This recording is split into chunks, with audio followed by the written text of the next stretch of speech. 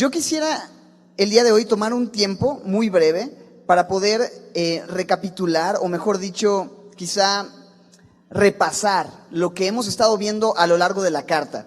Porque si te das cuenta, en el verso 1 dice, justificados pues por la fe, ¿no? O sea, como que, bueno, ya quedó claro pues, ¿no? Quedó claro que hemos sido justificados por la fe pues, ¿no? Es lo que dice, ¿no? Justificados pues por la fe. Ya que hemos sido justificados por la fe, ya que ha quedado más que claro, entonces tenemos, y entonces va a empezar esta lista. Ahora,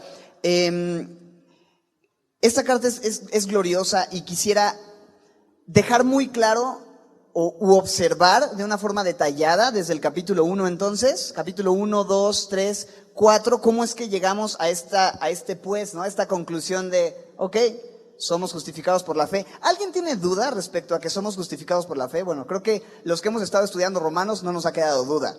Es muy claro y muy enfático en esto.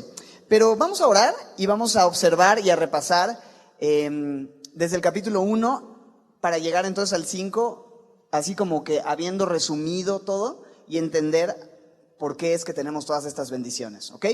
Señor, háblanos por medio de tu palabra. Vamos a tener una breve pero intensa travesía, Señor, a través nuevamente de estos capítulos que con calma y con detenimiento hemos estado observando ya por algunas semanas, meses atrás, y queremos pedirte que nos permitas en este resumen, en esta recapitulación, poder una vez más recordar y enfatizar y fortalecer nuestra fe a partir de los principios que contienen estos textos. Te lo pedimos en el nombre de Jesús. Amén. Así que, Romanos, alguien lo ha denominado la obra más profunda en la existencia y se ha llegado a decir que esta es la columna vertebral del cristianismo, la columna vertebral del Evangelio. El Espíritu Santo inspira a Pablo para escribir esta obra tan maravillosa y tan profunda, todo acerca del Evangelio, ¿no? Todo acerca de la salvación, el plan de salvación de Dios revelado a la humanidad. Y esta carta, en el capítulo 1, si quieres acompañarme, vamos a estar como leyendo y observando del capítulo 1, 2, 3, 4 y llegamos al 5.1 para enlistar estas bendiciones. Seguramente la próxima semana podremos ver la lista, pero hasta aquí tenemos que hacer como un corte de caja y ver en dónde estamos parados, ¿no? ¿De dónde venimos? ¿Hay alguien que venga por primera vez a este estudio de miércoles el día de hoy? Todos han estado viniendo y los que no vinieron pues son bastantes por las sillas vacías. Bueno, bienvenidos, dales un aplauso. Muy bien. Bueno, pues vamos a observar entonces qué es lo que hemos estado viendo. Llegaste en un buen día porque hoy vamos a resumir, entonces, recapitular todo lo que hemos estado viendo. Ok. En el capítulo 1, evidentemente, como todas las cartas, Pablo se presenta como alguien que Dios llamó a ser apóstol, ¿no? Dice en el verso 1, Pablo, siervo de Jesucristo, ¿no? Un esclavo por amor, llamado a ser apóstol, apartado para el evangelio. Entonces, él se presenta de entrada así como un siervo, pero como apóstol llamado por Dios. Esto es importante porque lo que él va a establecer en esta carta, él quiere que la gente a la que escribe sepa que no es un asunto de su opinión personal. No es como que, pues yo estoy escribiendo algunas cosas que son mi parecer, sino que lo que está estableciendo son cosas que Dios le mandó decir. Él es un apóstol, es enviado por Dios para dar un mensaje de parte de Dios. Y lo que él va a establecer aquí no es un invento personal o una idea personal, sino el mensaje mismo que Dios le dio a compartir. Así que dice, Pablo, siervo de Jesucristo, llamado a ser apóstol, apartado para el evangelio de Dios. Él sabe que Dios lo apartó con el fin de predicar, ¿qué cosa? El evangelio, según el verso 1. Un evangelio que, pues, no es nuevo. Verso 2, Dios lo había prometido antes por sus profetas en las Santas Escrituras. Ya Dios había hablado de cómo habría de justificar a la humanidad en el Antiguo Testamento por medio de los profetas. Y ese evangelio que Pablo predica y que Pablo anuncia y que es el tema central de la carta, no tiene otro tema sino verso 3, que dice acerca de su Hijo, nuestro Señor Jesucristo. Entonces, el tema central del mensaje del evangelio no es el hombre, ¿verdad? No es mi prosperidad, no son las glorias de la humanidad, no es acerca de nosotros, sino acerca de su Hijo. El mensaje bíblico del evangelio es, ahí dice, acerca de su Hijo, que era, y que es, mejor dicho, del linaje de David, verso 3. Esto es 100% hombre, ¿no? Hijo de David. Pero también, verso 4, 100% Dios, que fue declarado Hijo de Dios con poder según el Espíritu de Santidad. ¿Por qué? La resurrección de entre los muertos. El evangelio que Pablo anuncia es acerca de Jesucristo, el cual 100% hombre del linaje de David, 100% Dios, resucitado de entre los muertos. Y dice el verso 5, Él es quien otorga la gracia. Mira el verso 5, por quien recibimos la gracia y el apostolado. ¿Qué es esto? Apóstol es enviado. Apostolado, pues es el trabajo que tiene aquel que es enviado, ¿no? Dice, para la obediencia a la fe en todas las naciones por amor de su nombre. Entonces, el evangelio es acerca de Jesús, 100% hombre, 100% Dios, aquel que es el dador de la gracia, quien envía a sus mensajeros a predicar en todas las naciones. Y en el verso 6 presenta a los destinatarios, entre los cuales, en todas estas naciones que se predica este mensaje por medio de sus apóstoles, están también ustedes, hablando a los romanos, que son llamados a ser de Jesucristo, con todos los que están en Roma, amados de Dios, llamados a ser santos, gracia y paz a ustedes de Dios y del Señor Jesucristo. Entonces, los destinatarios son estos romanos, que son gente que pertenece a Jesús, ¿verdad? Son las personas de Jesús. En el verso 6 dice, llamados a ser, ¿de quién? ¿De una religión? ¿De los semillosos, acaso? ¿O algo así? Llamados a ser de Jesucristo, le pertenecen a Jesucristo, Él les compró. Y también dice, a los que son amados de Dios, en el 7, le pertenecen a Jesús, son amados de Dios, son llamados a la santidad, a vivir una vida diferente a la vida que vive el mundo. Esta es la gente a la que escribe, los romanos. Dicho sea de paso, recordamos que Roma era la capital del Imperio Romano, una ciudad muy grande, muy importante. Pablo no había podido visitar esa ciudad, había sido impedido por diferentes circunstancias, pero eso le obliga a escribir esta carta. Y qué bueno que había sido impedido de no poder visitar, porque eso le obligó a escribir una de las cartas. ¡Wow! Ahí está la unción. Eso le obliga a escribir una de las cartas más increíbles de toda la Biblia. Entonces, escribe a los romanos, que son, ¿te acuerdas? Dijimos, son de Jesús, son amados y son llamados a la santidad, a vivir de una forma diferente. Entonces ya estamos entendiendo quién escribe, a quién escribe, por qué escribe, porque es un apóstol que Dios lo mandó a predicar. ¿Qué cosa dijimos? El evangelio, no el mensaje. ¿El evangelio acerca de quién es? De Jesucristo, que era 100% hombre, 100% Dios. No, vamos entendiendo muy bien. En los versos 8 al 12 vemos, no lo vamos a leer, por el tiempo no nos va a dar suficiente para ver todo lo que queremos ver en 4 capítulos, pero es ahí donde él empieza a explicar, primero agradecer. Siempre comienza con oración y dice, doy gracias a Dios, ¿no? Por la vida de los romanos, porque él sabe que los romanos son gente que tiene una fe auténtica, que tiene una fe visible, de tal manera que se habla de su fe en todo el mundo, y les expresa cómo es que él había estado orando para ir a visitarlos, porque sabe que son gente que ama a Dios, que son gente de Dios, amados por Dios, llamados a la santidad y que están dando testimonio de una forma increíble. Y él quiere ir, quiere verlos, pero de alguna manera, como lo habíamos ya mencionado, no se había podido. Dios tiene siempre la última palabra y él sabía que su agenda estaba supeditada a la agenda celestial y a los cambios celestiales de última hora, de manera que no había podido ir. Y les explica, yo he querido ir, estoy orando para tener un próspero viaje a ustedes. Y la razón por la cual él quería ir, de acuerdo a lo que expresa en esta sección, en estos versículos, es básicamente por 2 cosas. Una, lo puedes leer ahí en el texto y observar. Una es para comunicarles algún don espiritual. Esto es para poderles servir, para poderles ministrar, pero también para ser confortado por la fe que les es común, para que ellos también participaran con Pablo, oraran por él, tuvieran amistad, tuvieran comunión. Me encanta eso, porque aquí no es que Pablo es el superapóstol guana guana y ellos son así como que los bebitos espirituales, yo los voy a ustedes a alimentar, sino que él sabe que él necesita ser mutuamente confortado y hay humildad en él, en eso. Él quería ir para servirles, pero también él estaba listo para ir y sentía la obligación de ir porque se sentía deudor. Mira el verso 14. A griegos y a no griegos, a sabios y a no sabios, ¿qué dice? Soy deudor. O sea, yo quiero ir, quiero visitarlos, quiero tener un tiempo de comunión con ustedes, pero la verdad es que también quiero ir, aparte de porque no los conozco y quisiera tener esta comunión y diríamos por ahí, toparlos, ¿no? Me siento deudor.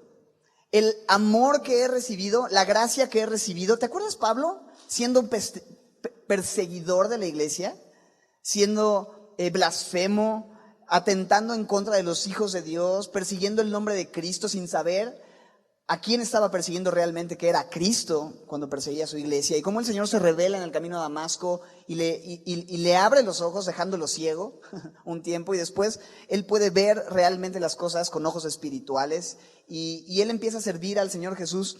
Se da cuenta cómo es que fue recibido a misericordia, porque en otro tiempo, por ignorancia, por incredulidad, perseguía a la iglesia y asolaba a la iglesia de Cristo. Él se siente deudor. Entonces él dice a griegos y a no griegos, a sabios y a no sabios, o sea, sin importar quién sea, yo tengo una deuda, me siento en deuda de predicar y de compartir el mensaje del evangelio con todo tipo de gente.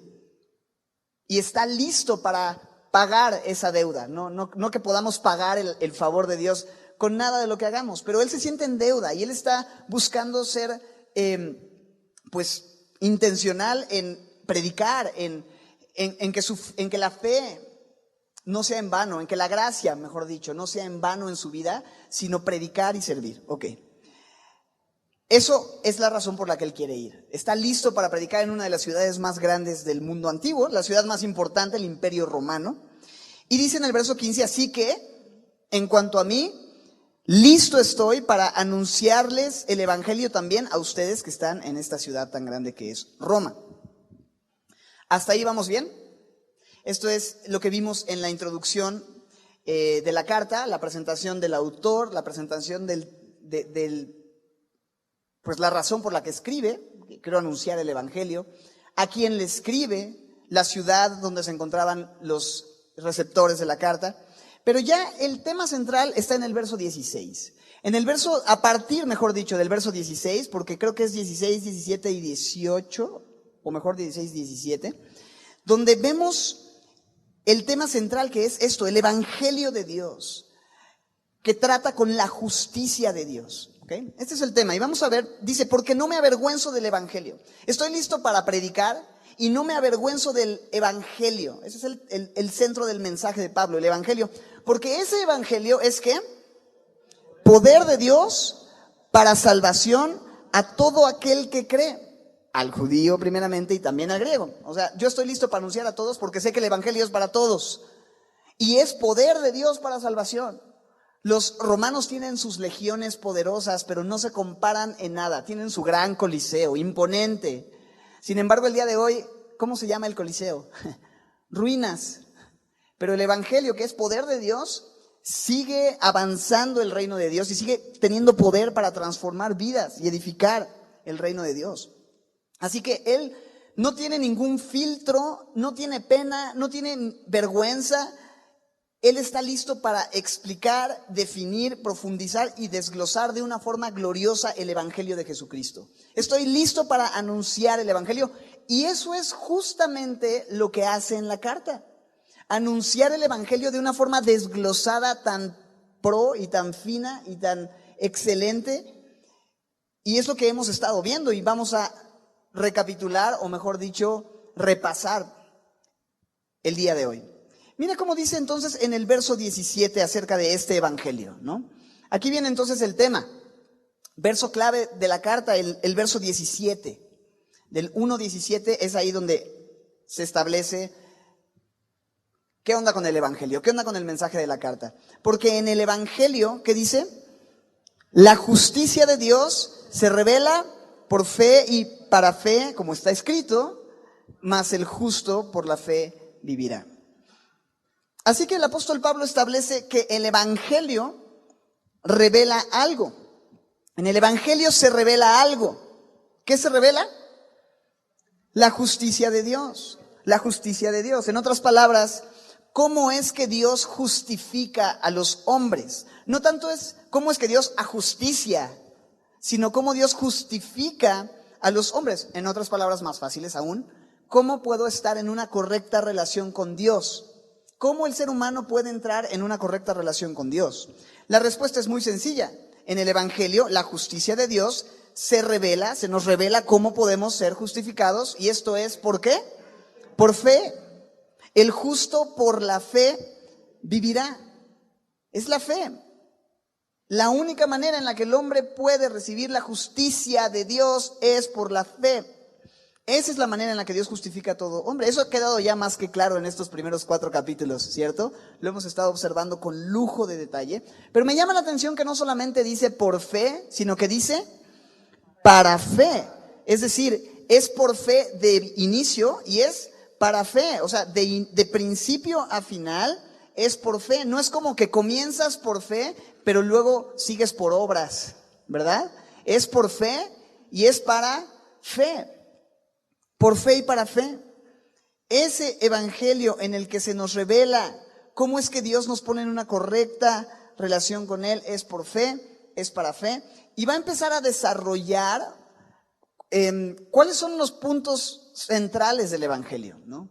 ¿De qué se trata el evangelio? Bueno, acerca de su Hijo, ya lo hablamos, pero el evangelio implica, y el hecho de que Jesús haya venido tiene una razón de ser. Él vino y apareció porque nosotros necesitábamos que Él viniera y apareciera. El evangelio empieza o mejor dicho, Pablo empieza a hablar del evangelio en términos de nuestra necesidad. Mira lo que dice el versículo 1:18. Ok, antes de leerlo.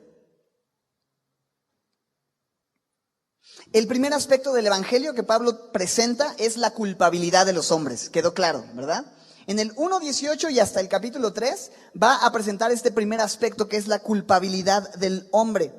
Y va a presentar 3 tipos de personas que necesitan reconocer su culpa: depravados, moralistas y religiosos, aunque algunos lo resumen más solamente en judíos y gentiles, o sea, judíos y no judíos, gente que es del pueblo de Israel y gente que es de entre las naciones. Pero a mí me gusta observar estos 3 tipos de personas en el capítulo 1:18 y hasta el capítulo 3. 3 tipos de personas: el depravado, el moralista y el religioso. Así que el evangelio tiene como primer principio el hecho de que somos culpables, ¿no? El evangelio tiene como primer principio el hecho de que tú y yo somos parte de cualquiera de estos 3 grupos de personas y por lo tanto somos culpables. Y como si Pablo fuera un fiscal, nos va a sentar como en una corte para traer los cargos y la acusación demostrando nuestra culpabilidad. Recuerda que evangelio significa, ¿te acuerdas? Buenas noticias. Y para que las buenas noticias sean buenas noticias implica que hay malas noticias, ¿no? Si primero no hay malas noticias, entonces las buenas noticias no son tan buenas. Y Pablo se encarga de establecer cuáles son esas malas noticias, ¿no? El evangelio son buenas noticias porque implica malas noticias. Y esas malas noticias son que todos los hombres, sin excepción, somos culpables de pecado, que hemos dado la espalda a Dios, que hemos vivido lejos de Él y que aún viendo la innegable evidencia de su existencia y de su poder, aún viendo la creación que da testimonio innegable de un creador, viendo las cosas que se han diseñado tan cuidadosamente que dan testimonio de un diseñador, aún a pesar de eso el ser humano hemos decidido darle la espalda, vivir negando su existencia, y en vez de reconocer a Dios como ese creador poderoso, hemos cambiado la verdad de Dios por la mentira y hemos dado culto y adoración a las cosas creadas antes que al creador. Eso es lo que establece en el verso 1:18. Mira cómo dice: la ira de Dios se revela desde el cielo. Parte del evangelio es que Dios está en contra de aquellos que hacen impiedad e injusticia, que detienen con injusticia la verdad. Verso 18, ¿estás conmigo? Porque lo que de Dios se conoce les es manifiesto, Dios se los manifestó. Las cosas invisibles de Dios, su eterno poder y deidad, se hacen claramente visibles desde la creación del mundo, siendo entendidas por medio de las cosas hechas, de modo que no tienen excusa. Pero habiendo conocido a Dios, no le glorificaron como a Dios, ni le dieron gracias, sino que se envanecieron en sus razonamientos y su necio corazón fue entenebrecido. Profesando ser sabios, se hicieron necios y cambiaron la gloria del Dios incorruptible en semejanza de hombre corruptible, aves, cuadrúpedos y reptiles. Así que estos versos nos presentan lo que veníamos mencionando, ¿no? El ser humano ha rechazado la evidencia de un creador y ha puesto en el lugar de adoración a quien no merece la gloria, que es el hombre y muchas otras cosas, cualquier cosa que no es Dios. ¿Cuál es la respuesta de Dios ante eso? Por lo que ya dijimos, la ira de Dios se revela desde el cielo. Cuando una persona le da la espalda a Dios y atenta en contra de su creador y vive una vida de obstinación y de rebeldía y de negación de Dios en sus necios razonamientos y niega su existencia y niega lo que es evidente a través de la creación, la Biblia dice que la ira de Dios está sobre él. Eso es muy fuerte. Eso no es lindo, pero debemos de entender lo que la Biblia enseña. En el 1:18 dice, la ira de Dios se revela desde el cielo. ¿Contra qué? Toda impiedad. Esto es la gente que está en contra de Dios. Hemos hablado de la impiedad los domingos estudiando Judas. Y la injusticia. La impiedad es la rebelión contra Dios. La injusticia es la rebelión contra otras personas, contra el hombre. Y Dios justamente revela su ira desde el cielo. Y cuando el hombre rechaza a su creador, la ira de Dios está sobre ellos. ¿Te acuerdas? En Efesios nos dice que estábamos muertos en delitos y pecados, y habla acerca de cómo es que éramos por naturaleza hijos de ira, ¿no? Éramos objeto de la ira justa de Dios por nuestra rebelión en contra de Dios, nuestra indiferencia a Dios. Y Dios no solo se detiene ahí, sino que cuando el hombre sigue obstinado en dar la espalda a Dios, dice en el verso 24, ahí en Romanos 1:24, Dios los entrega a la inmundicia, ¿no? Dios permite que ellos tengan lo que quieren, las concupiscencias de sus corazones. Verso 26, Dios los entrega a pasiones vergonzosas, dice el verso 26. Verso 28, como ellos no aprobaron tener en cuenta a Dios, Dios los entregó a una mente reprobada. Dios los entregó, la ira de Dios se revela. Todo esto es debido a que el hombre ha cambiado la gloria del Dios incorruptible y le ha dado la gloria a la criatura antes que al Creador, el cual es bendito por los siglos de los siglos. Amén. Así que el Evangelio expresa eso, esa verdad respecto a la condición de los hombres. Cuando insistentemente rechazamos a Dios, Él nos da lo que pedimos. Y teniendo lo que nosotros pedimos o queremos, el hombre va yendo en una espiral descendente, cometiendo todo tipo de pecados y hechos vergonzosos y viviendo en una terrible y total depravación, resultado de negar la existencia y la gloria de Dios, que es el único merecedor de nuestra alabanza. Y el capítulo 1 justamente concluye enlistando muchos de los pecados que practican aquellos hombres que han negado la existencia de Dios y se han entregado a su depravación. En esta lista, en el verso 29 al 32 del capítulo 1, nos presenta cómo están atestados de toda injusticia, fornicación, perversidad, avaricia, maldad, envidia, homicidios, contiendas, engaños, malignidades, murmuración, detracción, aborrecimiento de Dios, injuria, soberbia, inventan males, desobedientes a los padres, necios, desleales, sin afecto natural, implacables, sin misericordia. Gente que, entendiendo el juicio de Dios, que los que practican tales cosas, dice, son dignos de muerte. No solo hacen estas cosas, sino que se complacen con los que las practican. Es lo que dice en esta lista final. Todo esto es resultado de haber dado la espalda al Creador. Es muy fuerte, ¿no? Y es el primer perfil. ¿Te acuerdas que hablamos de 3 perfiles o 3 tipos de hombres que son culpables delante de Dios y que están sentados en el banquillo de los acusados en esta escena o en esta ilustración? Los depravados, ¿no? Y el capítulo 1 trata con esto. Pero Pablo sabe que hay gente que lee esta lista y dice, espérame, yo sí creo en Dios, ¿no? Gente que dice, ¿sabes qué? Yo no soy como ellos. O sea, yo no mato, yo no robo, yo no me embriago, yo no le soy infiel a mi esposa, ¿no? Y Pablo no va a dejar a ninguna persona salirse con la suya pensando que hay algo en él que le exime del justo juicio de Dios sobre su vida por su condición. En capítulo 2, verso 1, entonces presenta al segundo tipo de persona que está bajo el juicio de Dios. Los moralistas, en el verso 1, dice, por lo cual eres inexcusable, oh hombre, quien quiera que seas. Tú que dice que haces algo, ¿qué haces? Juzgas, ¿no? Tú señalas al otro y dices, no, yo no soy como ese murmurador, detractor, inventor de males, asesino, fornicario, adulto. Yo no soy como esos hombres. Pero dice, pues en lo que juzgas a otro, ¿qué dice? Te condenas a ti mismo porque tú que juzgas, haces lo mismo. Crees que eres mejor que el que no lo hace, pero dice, ¿haces lo qué? Lo mismo. Y quizás decimos, bueno, ¿cómo es que si él no practica, digamos, físicamente esos pecados, dice que haces lo mismo? Es muy sencillo. Jesús lo puso en términos del corazón, ¿verdad? Una persona que odia a su prójimo en su corazón es culpable del mismo pecado de asesinato, como si lo hubiera matado. Una persona que desea a una mujer o a un hombre que no es su cónyuge, ya adulteró en su corazón y es culpable de juicio. De manera que aún sin cometer el pecado físico, es suficiente con la condición del corazón. Y una persona que señala a la otra persona tiene 3 dedos que le señalan de regreso, ¿no? Con un dedo señala para allá y 3 le señalan para acá, porque realmente está en la misma condición a la luz del estándar que Dios requiere. No puede cumplir con la perfección que Dios requiere, porque Dios no juzga los actos solamente, sino el corazón.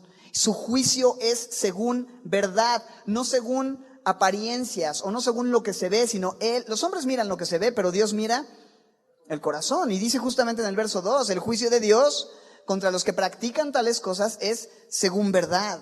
Pero mira el verso 3, cómo confronta al moralista que cree que no es tan malo como el depravado que practica estas cosas que vimos en el capítulo 1.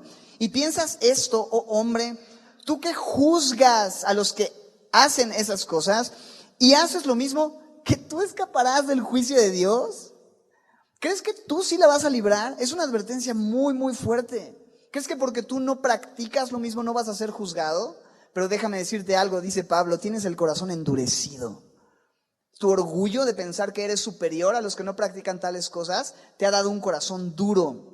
Y por ese corazón duro y no arrepentido de tu condición, que es la misma que un depravado, atesoras para ti mismo ira para el día de la ira. Versículo 5, pero por tu dureza y por tu corazón no arrepentido. Hay orgullo, hay soberbia, pero esa soberbia un día va a ser juzgada al mismo nivel que las perversiones del depravado. Porque dice, por tu dureza atesoras para ti mismo ira para el día de la ira y de la revelación del ¿qué? Justo juicio de Dios. Dios no va a ser injusto, Dios va a juzgar justamente todo pecado, desde los pecados más oscuros hasta los pecados invisibles, los pecados del corazón. Y Él pagará, dice, a cada uno conforme a sus obras. ¿Por qué? No, verso 11, mira el verso 11 en el capítulo 2.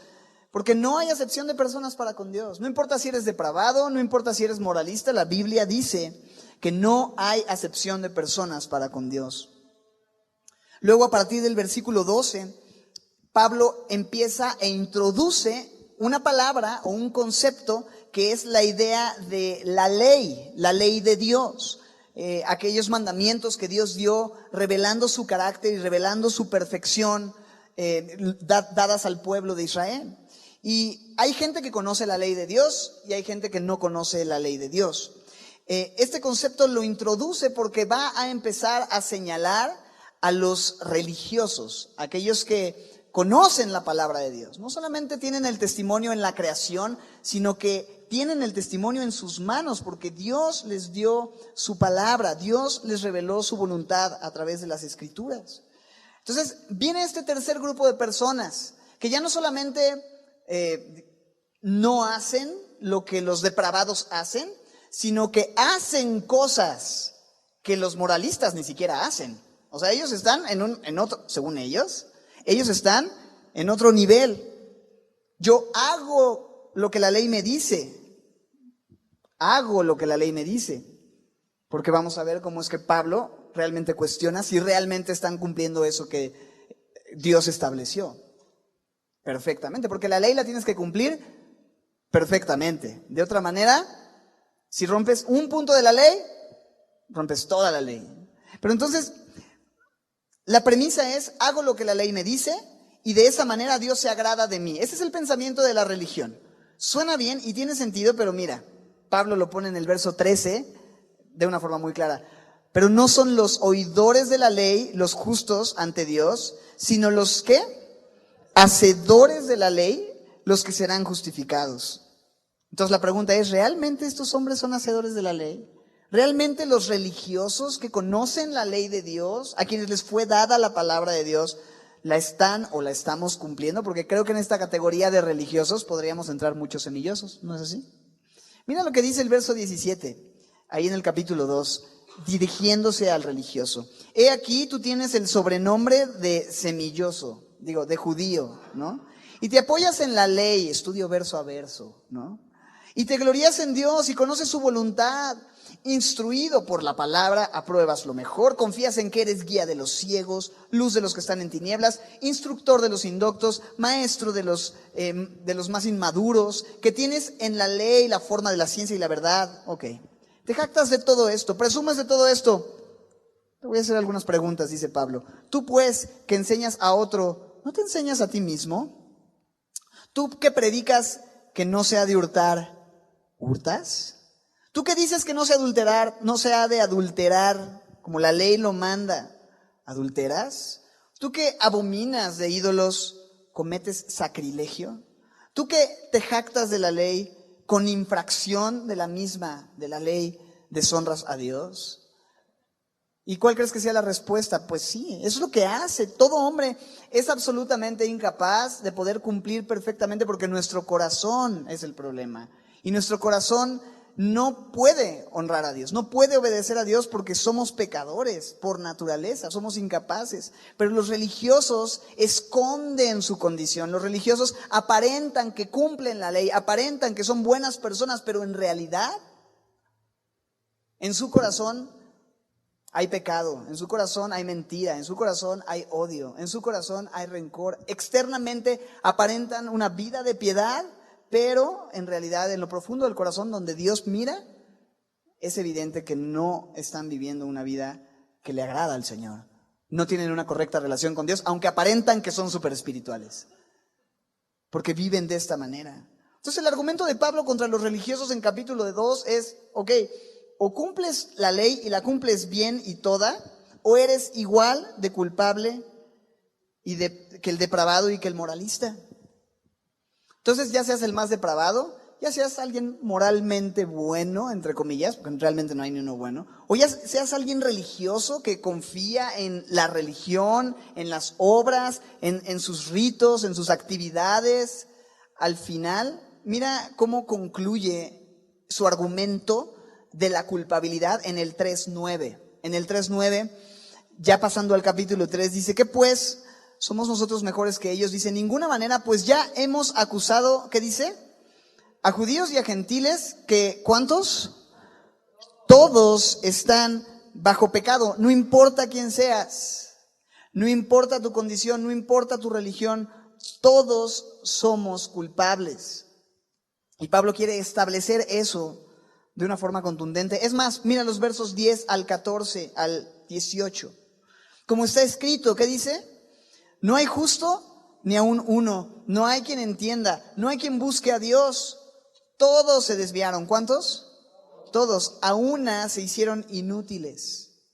¿Me estás oyendo? No hay quien haga lo bueno, no hay ni siquiera uno. Sepulcro abierto es su garganta. La garganta, la lengua, los labios, la boca llena de maldición, los pies que se apresuran a derramar sangre, sus caminos. Es una descripción detallada de cómo nos ve el cielo, cómo nos ve Dios. Esta es la lupa celestial. Esto es lo que realmente somos.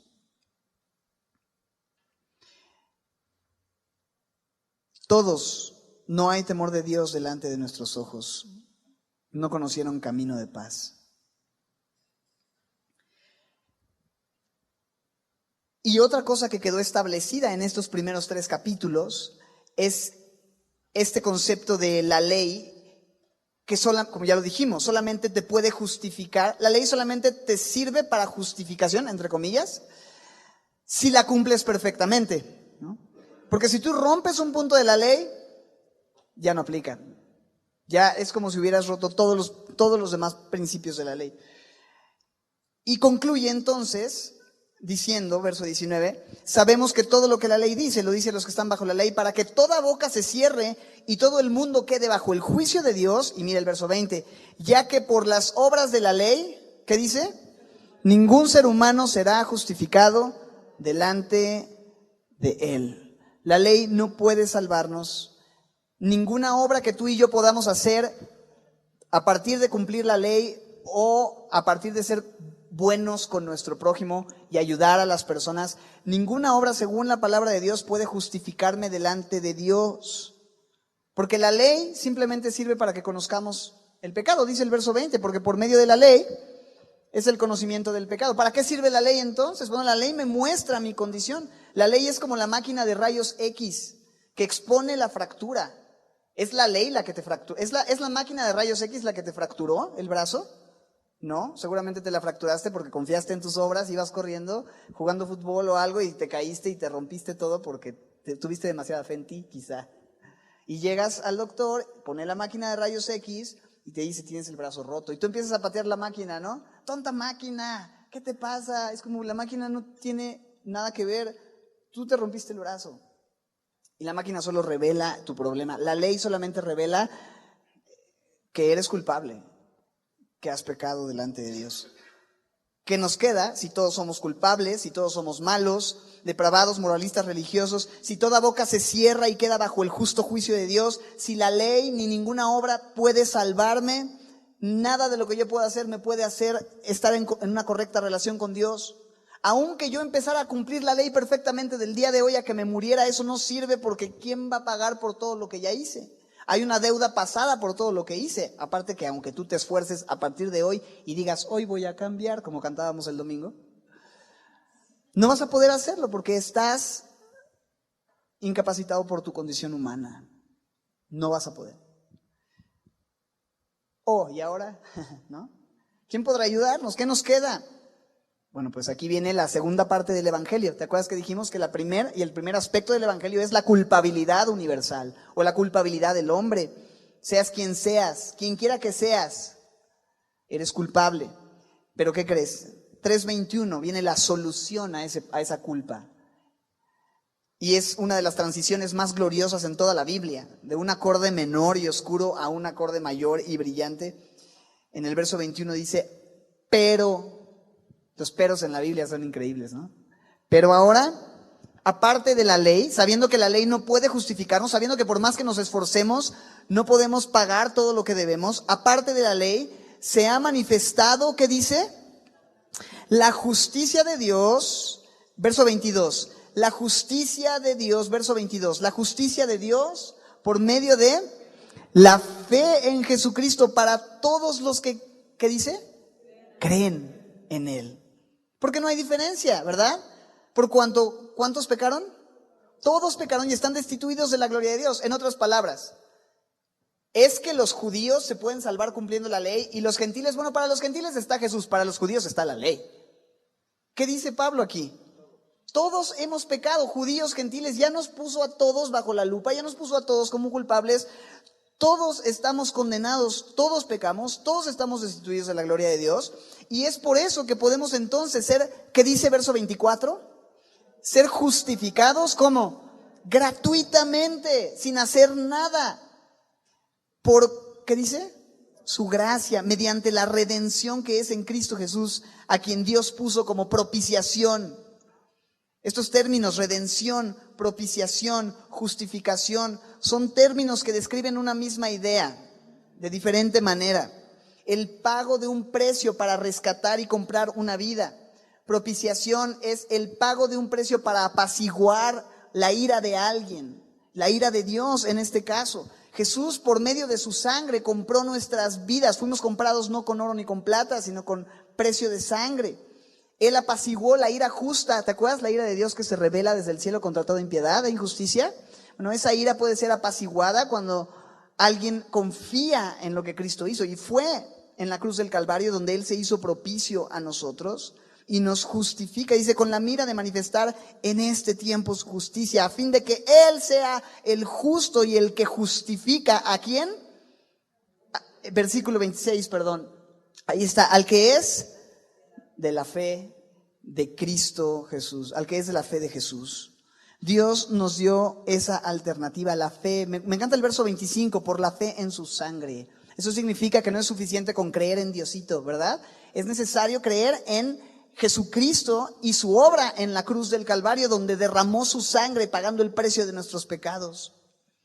¿Qué es lo que tengo que hacer entonces? Confiar en Él. Fe. ¿De qué me habla la fe? La fe me habla de una confianza profunda en alguien, de confiar, de creer, no solamente creer intelectualmente, sino confiar de corazón. Eso es fe. Me abandono completamente a eso en lo que pongo mi fe. Y la fe tiene que estar puesta en la sangre de Cristo. Tiene que estar puesta en la obra de Cristo en la cruz del Calvario. Dice Pablo en Romanos 3, concluimos pues que el hombre, 3:28, concluimos pues que el hombre es justificado, ¿cómo? Por fe, ¿cómo? Sin las obras de la ley. Por fe y para fe, ¿verdad? La justificación es el único medio, sin importar si eres judío, griego, mexicano, chino, ruso, alemán, argentino, no importa. La fe es la única manera en la que Dios justifica a los hombres. Ahora, podría ser que algunos pensaran, oye, esto suena raro. Esto debe ser una doctrina nueva. Los judíos podrían pensar y decir, esto no puede ser así. Nosotros hemos siempre tenido nuestra gloria en la ley. Nosotros nos hemos relacionado siempre con Dios a partir de la ley. Esto debe ser un concepto nuevo, pero Pablo, en el capítulo 4, pone el ejemplo de cómo es que esta idea de la justificación por medio de la fe para todos no es algo que se sacó de la manga y algo nuevo, sino algo que era desde el Antiguo Testamento. Es más, pone el ejemplo de un hombre súper importante, el hombre más importante para los judíos, que es ¿quién? Abraham. Y presenta a Abraham, que es el padre de la nación judía, y habla de cómo es que él no fue justificado por las obras, sino fue justificado por la fe, por creer la promesa de Dios. Y dice en Romanos 4:3, y pone este ejemplo y dice, porque ¿qué dice la Escritura? Esa Escritura en la que tanto confías, ¿qué es lo que dice? ¿Qué dice? Creyó, en Génesis 15, creyó Abraham a Dios, ¿y qué dice?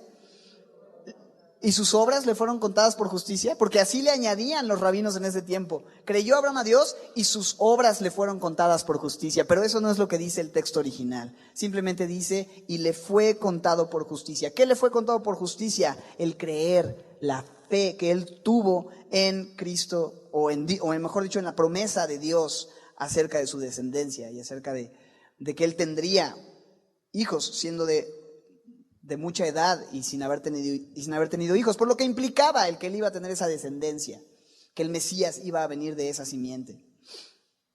Y no solamente Abraham, ¿verdad? ¿Quién más se presenta en el 4:6? También dice, ¿quién? 4:6, también David. David habla de la bienaventuranza, de la felicidad del hombre a quien Dios atribuye justicia sin obras, diciendo, bienaventurados aquellos cuyas iniquidades son perdonadas, cuyos pecados son cubiertos, el varón a quien el Señor no inculpa de pecado. Este salmo, el Salmo 32, David lo escribe después de haberse perdonado por el acto de adulterio y asesinato que cometió con Betsabé, matando a Urías. Y él sabe que no hay nada que él pueda hacer más que él merecía. ¿Qué cosa merecía? Según la ley, por su adulterio y asesinato, la muerte, pero no le es dada la muerte, sino que Dios le da misericordia, simplemente por la confianza que él tuvo en Dios, por la fe y la confianza en la misericordia de Dios, no por lo que nosotros hacemos. Y en el capítulo 4 vemos de regreso a Abraham también, ¿no? Menciona este paréntesis de David y después continúa un poco más hablando de Abraham y esta fe que no es una fe pasiva, sino es una fe activa, ¿no? El hecho de que una persona tenga fe en Dios no significa que se va a quedar esperando así nomás a ver qué pasa, ¿no? Sino que es una persona que crea la palabra de Dios, que crea las promesas de Dios y actúa en base a eso que Dios ha dicho y le ha mostrado o le ha dicho en su palabra. Porque recuerdas cómo es que Dios le prometió, siendo ya muy anciano, siendo ya mayor, no tenía hijos, y Dios le dice que en su simiente serían benditas todas las familias de la tierra, todas las naciones. Y Abraham creyó a la palabra de Dios. O sea, él vio el ambiente, vio su edad, vio a su esposa, vio la historia y dijo, ok, todo lo que yo veo alrededor me dicta que es imposible que eso suceda, pero si tú lo has dicho, yo te creo. Y entonces dice en el verso 18, 4:18, acerca de la historia de Abraham, en el 4:18, que le creyó a Dios y creyó en esperanza contra esperanza, es decir, contra toda esperanza, ¿no? Lo que se esperaba era que él no pudiera tener hijos, pero él tuvo esperanza a pesar de lo que se esperaba, para llegar, dice, a ser padre de muchas gentes, conforme a lo que se le había dicho, así será tu descendencia. Y creyó que él iba a ser padre, y no se debilitó en fe al considerar su cuerpo, que ya estaba como muerto, verso 19, siendo de casi 100 años, o la esterilidad, o sea, ya déjate la edad, la esterilidad de la matriz de su esposa. Tampoco dudó por incredulidad de la promesa de Dios, sino que se fortaleció en fe, dando gloria a Dios, plenamente convencido de que era también poderoso para hacer todo lo que había prometido, por lo cual, verso 22, ¿qué dice? También su fe le fue contada por justicia. ¿Qué tuvo que hacer Abraham para tener a ese hijo? ¿Esperar el milagro inmaculado? Bueno, no me tienes que decir exactamente qué se puso a hacer, ¿va? Pero tuvo que ponerse a trabajar, hacer lo que se tiene que hacer para tener un hijo, ¿no? Y eso, a pesar del ambiente, a pesar de la situación, él creyó en la palabra de Dios e hizo lo que tenía que hacer, creyendo a Dios. La fe bíblica nos lleva a actuar de acuerdo con la palabra y hacer lo que Dios nos dijo, plenamente convencido. Me encanta eso, ¿no? No tenía lugar a dudas. Yo sé que Dios va a cumplir su palabra, plenamente convencido de que Dios es poderoso para hacer lo que ha dicho, para cumplir su promesa mientras yo respondo al llamado de Dios, por difícil que parezca. Y así Pablo deja claro cómo es que Abraham no, o mejor dicho, cómo es que el concepto de la justificación no es algo como nuevo que se le ocurrió y lo puso ahí, sino que tiene desde el padre de la fe, y así es como los hombres son justificados. ¿Cómo es que los hombres en el Antiguo Testamento eran justificados, familia? Por medio de la fe. Ellos mirando a un evento futuro que era la cruz. Nosotros somos justificados ¿cómo? Por la fe, mirando a un evento pasado que es la cruz. Pero es por la obra de Cristo, es por la misericordia de Dios, es por la sangre derramada en el Calvario. Siempre por fe, nunca por infe. O nunca por obras, mejor dicho. Por lo cual, verso 22, entonces concluye, su fe le fue contada por justicia, y no solamente con respecto a él se escribió que le fue contada, sino también con respecto a, ¿qué dice? Nosotros, a quienes ha de ser contada. ¿Y quiénes somos esos nosotros? ¿A quienes nos ha de ser contada? Verso 24. Esto es, ¿qué dice? A los que creemos en el que levantó de los muertos a Jesús, Señor nuestro, el cual fue entregado por nuestras transgresiones y resucitado para nuestra justificación. La resurrección también es parte esencial del evangelio que Pablo está presentando. Porque si Cristo no ha resucitado, vana es nuestra fe, porque hemos creído en alguien que no es realmente quien dijo ser, la resurrección y la vida, que aquel que cree en él, aunque esté muerto, vivirá. Y entonces sí, Romanos 5:1, ¿verdad? Justificados, pues, por la fe. O sea, ya que ha quedado claro que estamos justificados por la fe, tenemos paz para con Dios por medio de nuestro Señor Jesucristo, por quien también tenemos entrada, otra vez, por la fe, a esta gracia en la cual estamos firmes y nos gloriamos en la esperanza de la gloria de Dios. Y no solo esto, sino que también nos gloriamos en las tribulaciones, sabiendo que la tribulación produce paciencia, y la paciencia prueba, y la prueba esperanza, y la esperanza no avergüenza, porque el amor de Dios ha sido derramado en nuestros corazones por el Espíritu Santo que nos fue dado. Porque Cristo, cuando aún éramos débiles, a su tiempo murió por los impíos. Ciertamente apenas morirá alguno por un justo. Con todo, pudiera ser que alguno osara morir por el bueno. Pero Dios muestra su amor para con nosotros en que aún siendo pecadores, Cristo murió por nosotros. Pues mucho más, estando ya justificados en su sangre, por Él seremos salvos de la ira.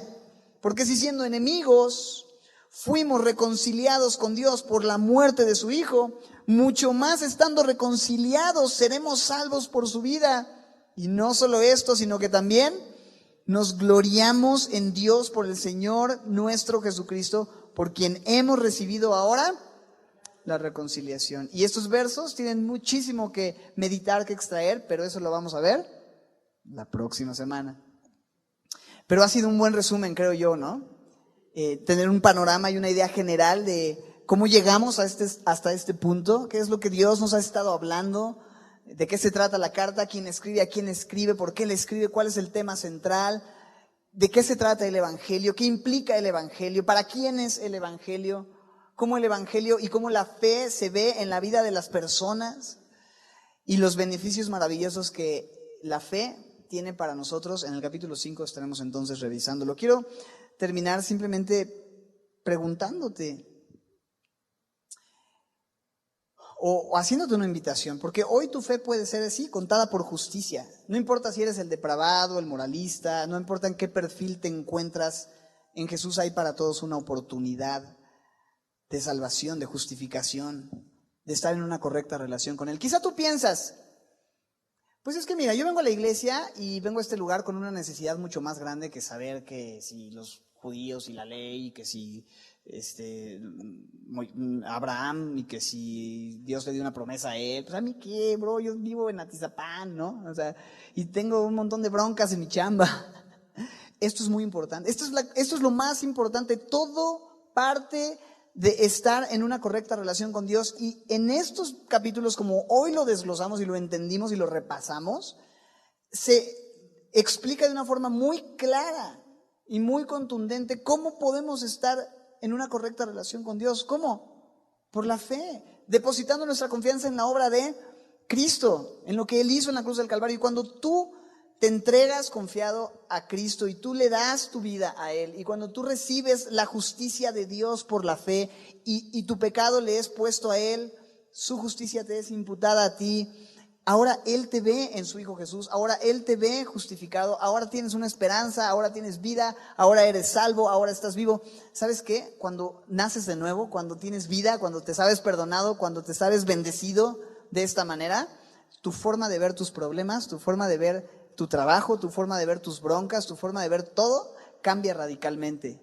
Y todo tiene perspectiva y todo tiene sentido. Y ahora puedes enfrentar las cosas desde una nueva posición, ya no de un impío, ya no de una persona que ha dado la espalda a Dios y que camina por su propia cuenta y que incluso está en condición de enemigo de Dios. Ahora, si Dios es por nosotros, porque Él ha demostrado ser por nosotros, ¿verdad? Al entregar a su Hijo Jesús, ¿quién contra nosotros?